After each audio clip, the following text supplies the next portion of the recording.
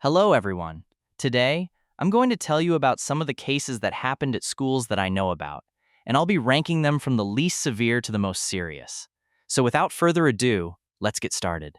The first story is the story of Jared Cano. In April 2010, there was a 16-year-old teenager named Jared Cano who attended Freedom High School in Florida. One day, he and his mother walked into the school together.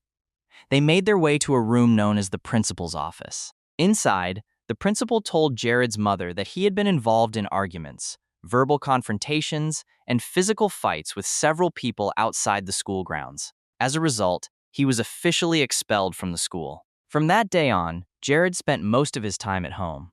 He had a notebook that he would sometimes use for drawing, writing notes, and teaching himself different things. Occasionally, he would invite his friends over to visit because he could no longer see them at school. One day, Jared brought one of his friends into his bedroom and showed him some of his belongings. He also took out his notebook and showed his friend some of the drawings he had made. After that, the two of them talked for a while. Then, in August 2010, Jared's mother heard a knock at the door and discovered that the police had arrived. They said they wanted to speak with Jared and search his room. After searching the room, the officers immediately arrested him, as he was at home at the time. The reason was that the items Jared had been collecting were actually materials he had purchased to build a bomb, and the notebook contained drawings that described his fantasy of entering the school and killing people there. Investigators believed this was part of a planned terrorist attack. According to the plan, after killing people at the school, he intended to leave the building and use a homemade bomb to blow up the entire school. The reason he wanted to do this was simply because he had been expelled and wanted revenge against the school. And going back to the day when Jared brought his friend into his room, after seeing the bomb-making materials and hearing about the attack plan that Jared had described, it was that very friend who contacted the police and prevented the tragedy from taking place. In the end, Jared Cano was sentenced to 15 years in prison. Since then, he has reportedly come to realize that what he planned was wrong and has made a number of positive contributions during his time in prison. The second story is the story of Steffey. In January 2007, there was a 19-year-old student named Steffey who attended Purdue University. One afternoon, Wade and several of his friends went to one of the university's dining halls. After getting their food, they sat down at a table to eat, drink, and chat together. After finishing their meal, they headed to a place called Xuen Hall. This was one of his friend's dormitories, not Wade's. When he walked inside, Wade felt quite warm, so he took off his jacket and left it somewhere temporarily. After that, he sat down, talked with his friends, and drank some beer. At the end of the evening, Wade left while his friends stayed behind because it was their dorm. Later, Wade went to another friend's place to attend a party and drank even more beer. By the end of the night, he was heavily intoxicated. While walking back, he suddenly remembered that he had left his jacket behind at Xuen Hall, so he decided to go back there one more time. When he arrived, he knocked on the door and tried to get his friends to let him in, but nobody answered. He then tried calling them on his phone, but nobody picked up. After that night, Wade had almost given up on getting his jacket back. The next day, something unusual happened.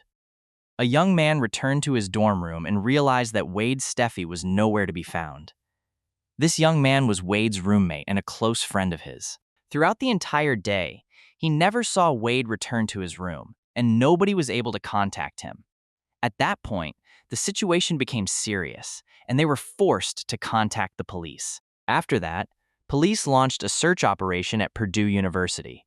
They gathered student volunteers and organized a large-scale search effort to find Steffey. But in the end, nobody could find him.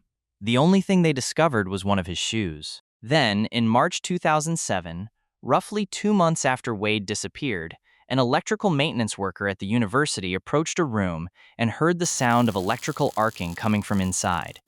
Because of that, he entered the room to investigate. When he stepped inside, he saw something horrifying. And at the same time, the entire mystery was finally solved. To understand what happened, we have to go back to the night Wade disappeared. After failing to get back into the dormitory, he walked outside and made his way around the building. At some point, he noticed a door that looked like this. The door was located well below ground level and was surrounded by a fence. Because he was intoxicated, Wade believed it might be another entrance to the dormitory, so he decided to climb over the fence and go inside. After that, he tried opening the door and realized it was unlocked, so he simply walked in. The room was very dark, but he could tell there was a lot of machinery around him. After walking a short distance, he touched a metal device and was immediately struck by a powerful electric shock. This was Wade's position when he was standing next to that equipment. One of his fingers accidentally made contact with an electrified opening inside the device, causing him to receive an extremely severe shock. The room he had entered was known as a low-voltage electrical room. It was used to convert high-voltage electricity into lower-voltage electricity for everyday use. Because of that, it was an extremely dangerous place. Going back to the moment when the maintenance worker discovered what had happened, he realized that the electrical arcing sound was coming from the exact location where Wade's Steffey had become trapped beside the equipment. By that point, Wade had already died. In fact, police had previously searched the area around these electrical rooms. For some reason, possibly due to an oversight, they failed to find Wade. But even if they had found him earlier, there is a very high chance that Wade's Steffey would not have survived. The third story is the story of Shing Xuen. In 2015, there was a secondary school in Malaysia called SMK Bandar Utama. This story involves a student who attended that school. He usually wore a face mask and rarely spoke in class. One day, while sitting in class, he noticed a girl walking past the classroom. Her name was Shing Xuen, and she was 16 years old. Because he found her very attractive, she immediately caught his attention. Over the following days, whenever she walked past the classroom with her friends, he would secretly watch her and sometimes follow her from a distance. On some occasions, he would even hide nearby to take photographs of her. After doing this for quite some time, he made a major decision. He approached her directly and introduced himself. From then on, the two spoke normally until one particular day.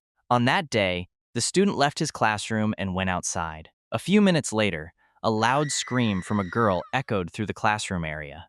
Nearly every class on that floor heard it. Because of this, one of the teachers ran toward the sound and realized it was coming from a restroom. When he entered, he was met with a horrifying scene. A girl was lying on the floor, bleeding heavily and appearing completely motionless. At the same time, people in the corridor saw a male student walking by while holding a knife. The moment two teachers noticed him, they immediately moved in and restrained him. And that student was none other than the boy who usually wore the face mask. He was quickly taken into custody, and police later discovered that his bag contained several different knives. Going back to the day before the attack, the student had confessed his feelings to Shing Xuen through text messages. He was devastated when she rejected him and could not accept her response. Because of that, he sent her a message saying that there was something important they needed to discuss the following day. The next day, he left his classroom and met Shing Xuen in the corridor.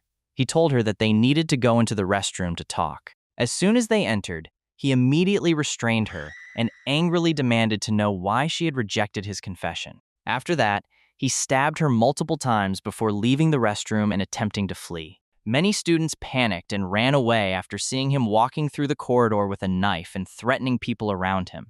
And it was at that moment that the two teachers discovered what had happened and managed to restrain him. As for Shing Xuen, she sadly did not survive. It was a deeply tragic incident, and around 500 people attended her funeral, including many students and teachers. The fourth story is the story of Paul Harold Orgeron. There was a 49-year-old man named Paul Harold Orgeron. He worked as a tile setter. However, before that, his life had been extremely unstable. He had been involved in making bombs, cracking safes, and stealing money with his gang.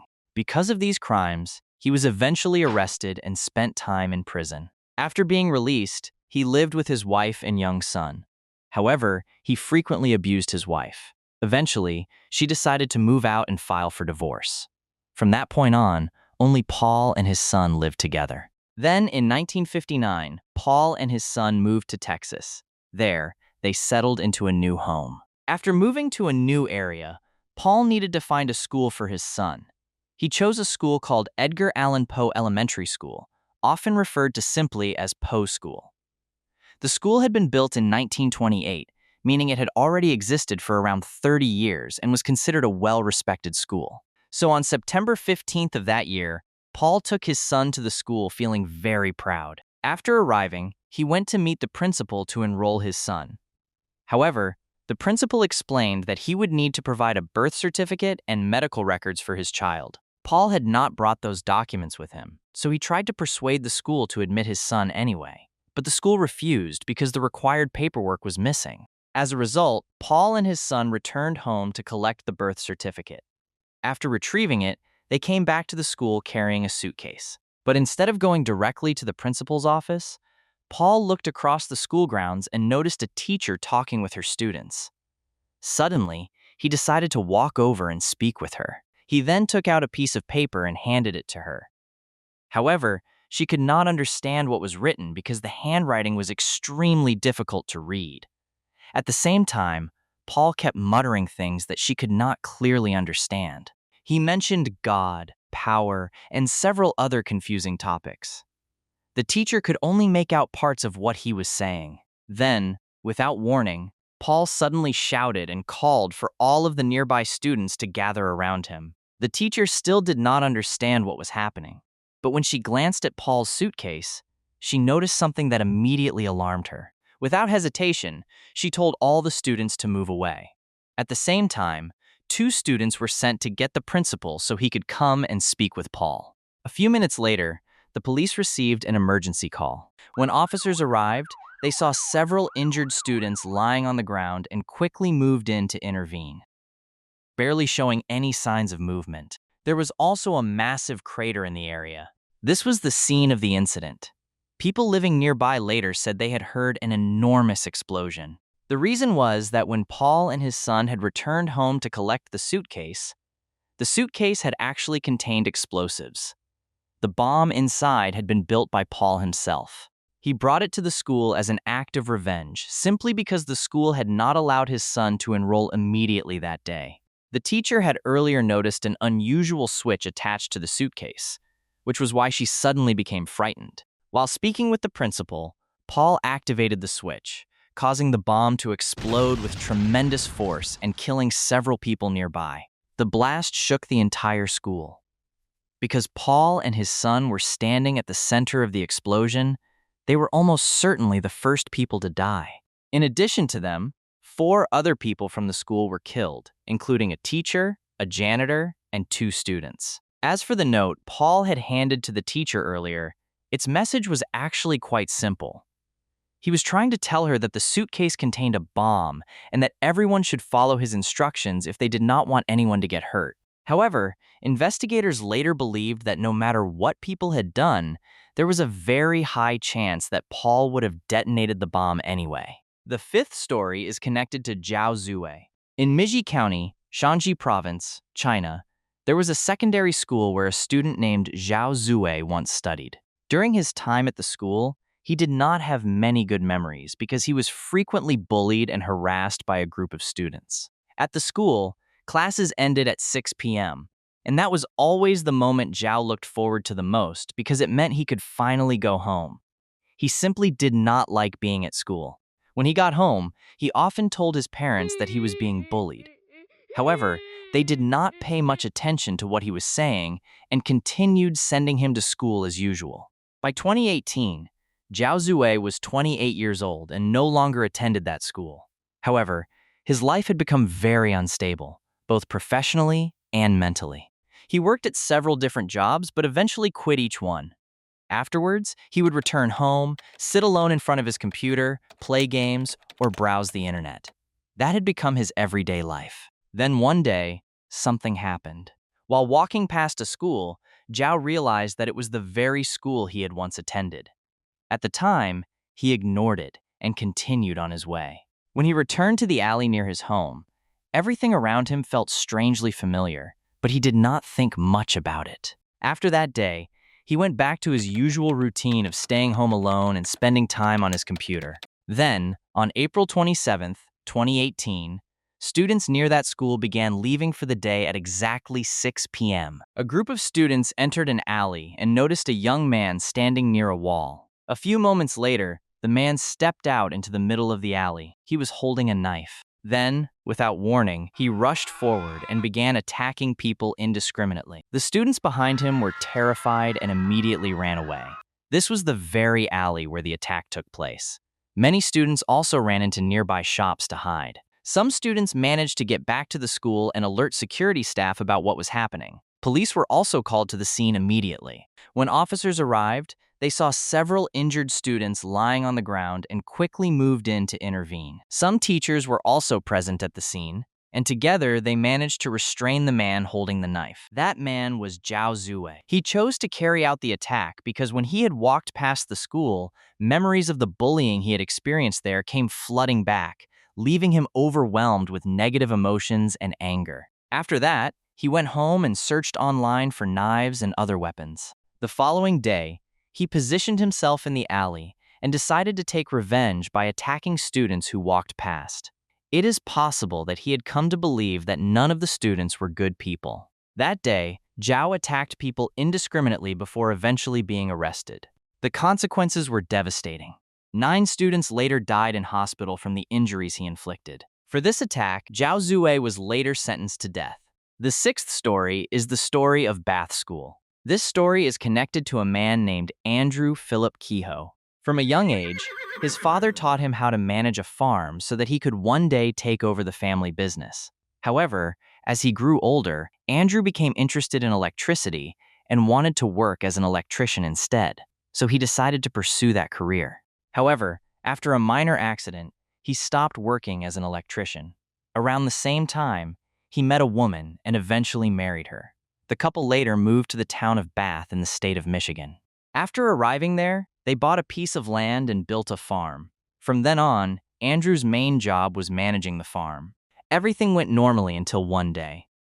While walking through town, Andrew passed a school called Bath Consolidated School, one of the largest schools in the area. Seeing the school made him wonder whether he could get a job there as an electrician, because he still missed the profession. After applying, Andrew was hired by the school as an electrician and performed his duties very well. After working there for some time, the school announced that it needed a treasurer. Andrew confidently said that he was good with numbers, so the position was given to him as well. Around the same period, he was also elected as the town clerk. As a result, Andrew ended up holding almost 4 different jobs at the same time. By 1922, most of the people living in Bath were farmers. They owned land and were required to pay local taxes. Then one day, many residents noticed that their taxes had increased. Andrew was one of the people affected. When he questioned the increase, he was told that the money was being used to fund Bath School and pay off debts related to the construction and expansion of the school. Then, in 1927, something unusual happened. One morning, a farmer stepped outside and noticed small pieces of debris scattered across the ground. At the same time, he saw smoke rising in the distance. People quickly realized that the smoke was coming from a farm that was on fire. Firefighters were immediately called to put out the blaze. Only a few minutes later, another loud explosion was heard, and people saw smoke rising from a different location. This time, the smoke was coming from Bath School itself. But by then, most of the firefighters had already been dispatched to the burning farm, leaving very few available to respond immediately. Many parents panicked and rushed into the school searching for their children. After that day, Bath School was left severely damaged. Part of the building had completely collapsed, and the destruction was immense. To understand what happened, we need to go back 1 year earlier to 1926. At that time, Andrew was facing serious financial problems. He no longer had enough money to cover his expenses. Then one day, his creditors informed him that his farm was at risk of foreclosure because he could not keep up with payments. At the same time, his wife had become seriously ill and required expensive medical treatment. The constant financial pressure pushed Andrew into a deep crisis. In his desperation, he began blaming Bath School. He convinced himself that the taxes used to support the school were making his life even more difficult. So Andrew began planning his revenge. He purchased a large amount of explosives and secretly transported them into the school. He then hid them in various locations throughout the school's infrastructure, places that only he knew well. After finishing the preparations, he continued living his life as if nothing had happened. Then, on May 18, 1927, Andrew carried out the final stage of his plan, explosives all around his farm, and then drove a truck to Bath School. After arriving, he activated the timing mechanism and left. As soon as he drove away, his farm exploded first. This drew local residents and firefighters to the scene to deal with the fire. And at that exact moment, the explosives hidden inside Bath School detonated as well. Because there were not enough firefighters available to respond immediately, the consequences became far more severe. Many students were injured or killed. That day, the Bath School bombing killed 38 people inside the school, most of them children. Afterwards, Andrew drove to a road near the school. There, he encountered Principal Emery Hike. While the two were talking, a struggle broke out. Moments later, Andrew detonated his truck, which was filled with explosives. The blast killed Andrew Philip Kehoe, Principal Emery Hike, and 2 other people who were nearby. The entire incident became one of the deadliest school bombings in history. The 7th story is the story of Beslan School. Before getting into the main event, I'll briefly talk about some of the historical background. In 1944, while World War II was still ongoing, the Soviet Union became concerned about several autonomous republics located in the Caucasus region, including Chechnya. Soviet authorities feared that some Chechens and other nearby ethnic groups might cooperate with Nazi Germany and betray the Soviet Union. Because of this, they carried out the mass deportation of Chechens and several other ethnic communities from their homeland. Then, in 1957, after a new Soviet leader, Nikita Khrushchev, came to power, those who had been deported were allowed to return home. However, when many of them returned, they discovered that their homes, property, and land had already been occupied by other people. As a result, although they were permitted to return, many tensions and disputes remained. In 1991, the Soviet Union began to collapse. One of the regions that sought independence was Chechnya. At that point, most of the remaining Soviet territory became the Russian Federation. When Russia saw Chechnya declare independence, it worried that other regions might attempt to do the same. At the same time, Chechnya occupied an important strategic position. As a result, a few years later, a conflict known as the First Chechen War broke out. The war was fought because Russia wanted to regain control of Chechnya. In the end, Russian forces withdrew, but Russia still did not fully accept Chechnya's declaration of independence. That is part of the background. Now we come to the main event. On September 1st, 2004, Russia was celebrating a special occasion known as Knowledge Day. This is the day when students and parents gather at schools to attend ceremonies marking the beginning of a new academic year. One of the schools holding a ceremony that day was Beslan School No. 1, located in the city of Beslan in North Ossetia. While the ceremony was taking place, people noticed 2 vehicles approaching from a distance. At first, many assumed they were military vehicles carrying soldiers. But when they looked more closely, panic quickly spread because some of the men in the vehicles began firing shots into the air. Immediately, the crowd became chaotic and started running. At the same time, the armed attackers began firing into the crowd. Then, police officers exchanged gunfire with the attackers but were unable to stop them. The militants quickly gained control of the situation and rounded up most of the people present at the school, forcing them inside the building. The hostages were gathered in a large area of the school while armed gunmen stood around them as guards. Approximately 1,100 people were taken hostage that day. Among them were both parents and children. At one point, a father stood up and demanded that the attackers release the children. However, immediately after speaking, he was shot and killed. His body, along with those of several other victims, was moved to a separate area. The person widely believed to have orchestrated the attack was Shamil Basayev, a Chechen militant leader. As mentioned earlier, there had been deep historical conflicts between Russia and Chechnya. Basayev strongly opposed Russia and had participated in numerous violent actions against the Russian government. However, on the day of the attack, he was not personally present at the school. The following day, negotiations began. As a result of those negotiations, the hostage takers agreed to release 26 hostages, most of them children. This was one of the very few positive developments during the entire crisis. Then, on September 3rd, the attackers allowed medical personnel to enter the building and remove the bodies of those who had already died. After some time, people suddenly heard a powerful explosion coming from inside the school. The blast caused part of the building to collapse and created an opening in one of the walls. Immediately, many students and parents panicked and tried to escape through the opening. As the hostages attempted to flee, the attackers began firing at them.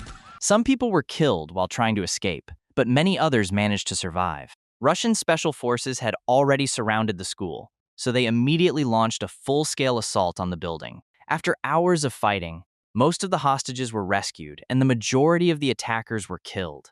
When the siege finally ended, 334 people had lost their lives, most of them children. In addition, more than 800 others were injured.